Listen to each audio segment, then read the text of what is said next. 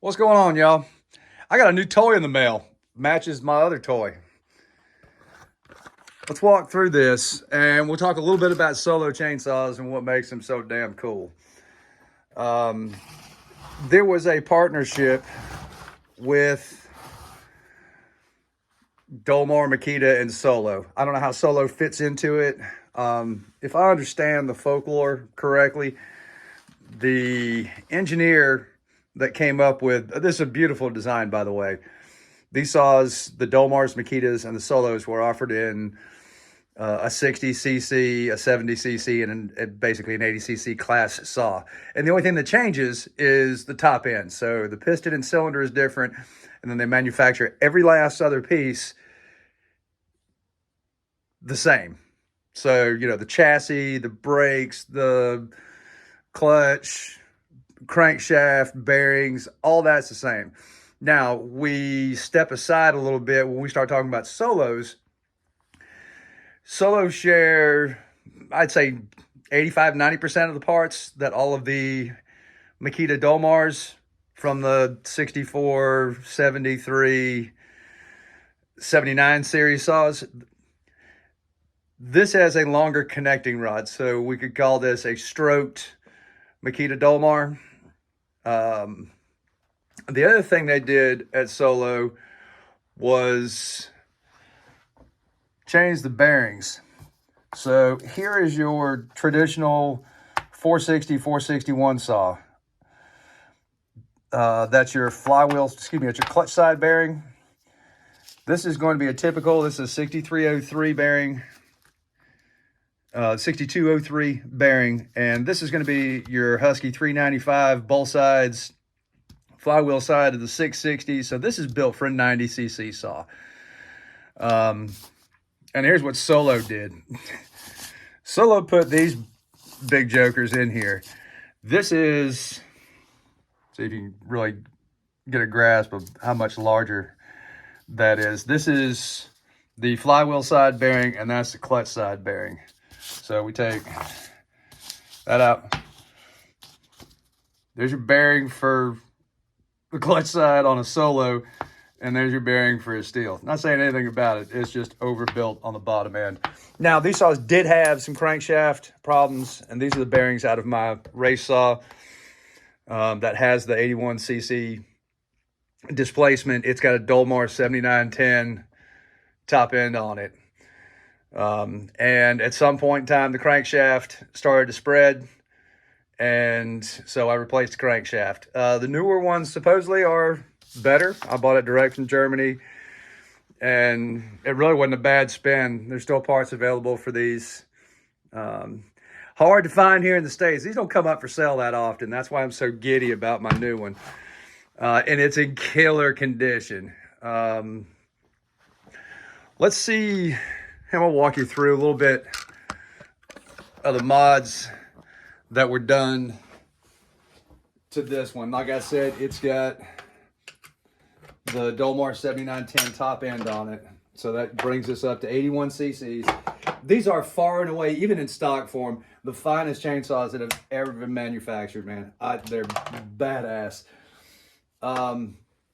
What I had to do here, what I have to do here, there's a carburetor out of a 395, an old Tillotson from the early 395s, got a bigger throat on it, and can deliver all the gas you ever wanted. Some of the guys do the RWJ carbs from the Huskies. Those are great too. Just my personal preference. I love a Tillotson carburetor. They definitely dial in exactly. When you give the screw a little bit of feedback, you get a little bit of feedback back. You know, the Walbros and Zamas, and they're okay. Nothing beats a Tilly. So for tuning purposes, I'm a big fan of these. No funky circuits in them, no check valves. You know, if you put a kid in there, poof, it comes back to life. So bigger carburetor, timing advance, extensive port work and machine work on this. Because you've got a longer stroke, I think I had to take 45 or 50 out of the band, the combustion chamber. And it's already got a tiny little combustion chamber. Here, I'll walk you through. Here's what a 65cc cylinder looks like. I'll prop this up a little bit. All right, so to put things in perspective, this is a lesson in what velocity is. So here, let's zoom in just a little bit. There's your intake port for a 65cc saw. All right, and there's your intake port for an MS200 35cc saw. So you guys that want to hog stuff out thinking you're getting somewhere, think again, man. You look down in there, the combustion chamber is tiny already. So you've got long stroke, gobs of compression from the factory. These were probably about 190 out of the box with all the machine work that's been done to mine. I haven't bothered to put a gauge on it, but it is well over 200. It is a bear to start cold. Let's see. Let's take a look at the exhaust port. And the uppers on here are tiny as well. I mean, they're super small. That's stock. And really small exhaust. I don't know if I can get. So there's an old 200. And I mean, it's only marginally bigger. But these saws run so well. So let's look at my new toy. If you guys indulge me for a minute, I told you, man, I'm giddy like a schoolgirl. These just don't come up for sale that often.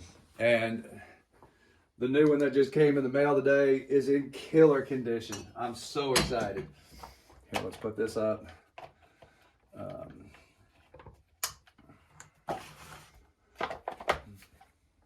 Oh, and if you get one of these, you're going to need a T25. Somehow or another, the Dolmar engineers decided, or excuse me, the Solo engineers decided that T27 wasn't cool. This saw, all right, for those of you guys who like to idle your shit on concrete, man, don't do that. This saw's in great condition. I think one of the only flaws that I really see is that there's a scuff right there. I've got a new handle on the way just because the rest of the saw is in such nice shape. Yeah, we'll take a...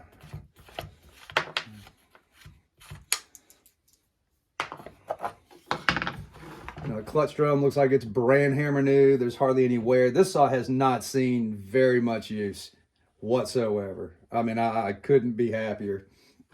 And for one of the first times in a while, I actually bought something off of eBay, and it was exactly what was promised. It started up, it ran, it revs. I haven't done any cutting with it, and it was nice and clean. Let's take a look at carburetor on this. This has got a Walbro carburetor on it. Very similar to what would be on like a 372 XP.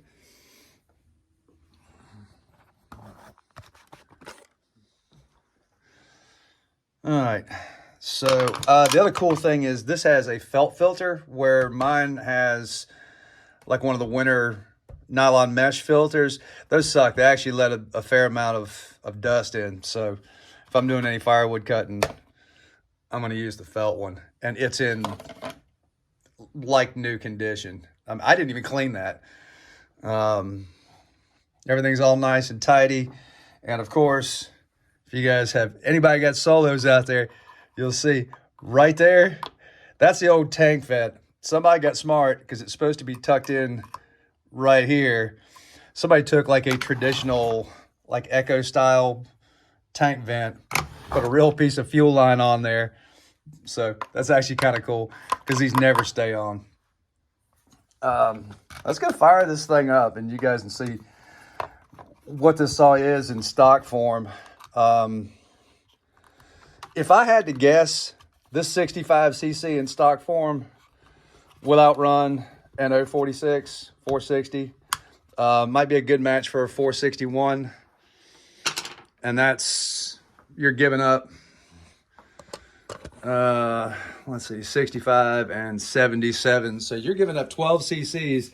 And I'm pretty sure this little rascal will run with a 461, stock for stock. Really far and away.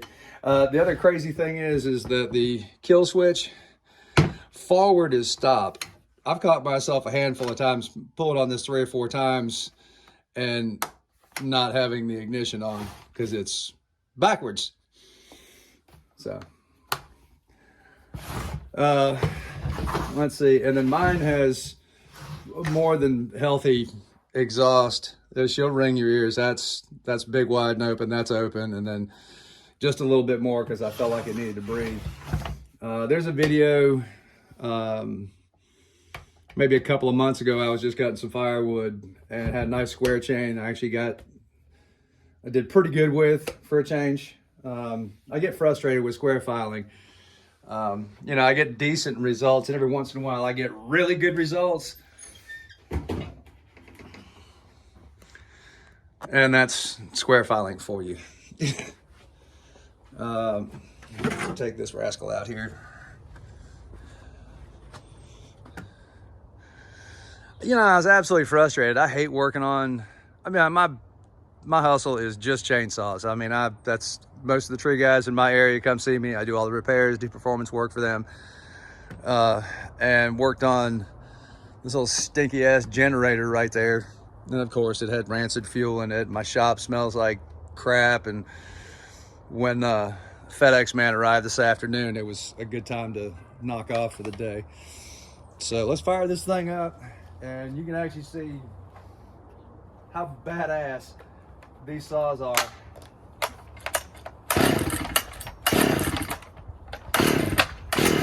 Come on. Ah, it's on stop. Now it's probably flooded.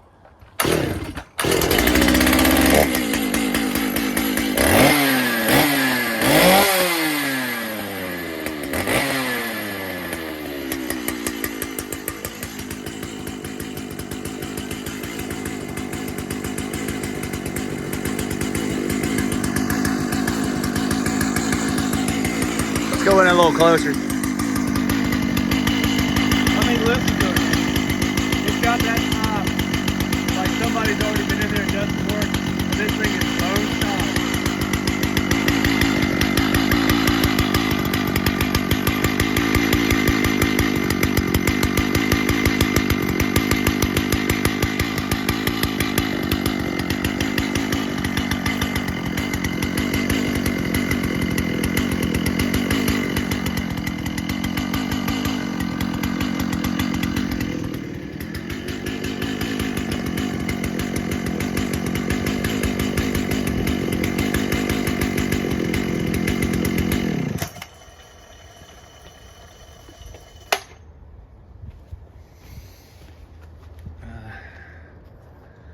You know, it's just a shame that Solo kind of lost its market share here. I want to say maybe 10 years ago. Seems like a while. And you know, there for a while when the dealers were giving up on the brand, and you know, they were, you know, distribution was starting to come to a halt here in the States. I mean, people were buying these things brand new in the box for like $300 or $400. That's significantly changed. I feel like I got a great deal on this. This was well bought, and I couldn't be happier with the condition that it's in. So with that being said, we'll probably do, you know, some videos with that stock. And may just port and do a little bit of machine work to the 65cc and get some more oomph out of it from stock, and leave this one as a 7910, the 81cc version. Well, hope you guys stay with me through this. And if anybody's got any other history, you know, for solos, you know, try and read up a little bit.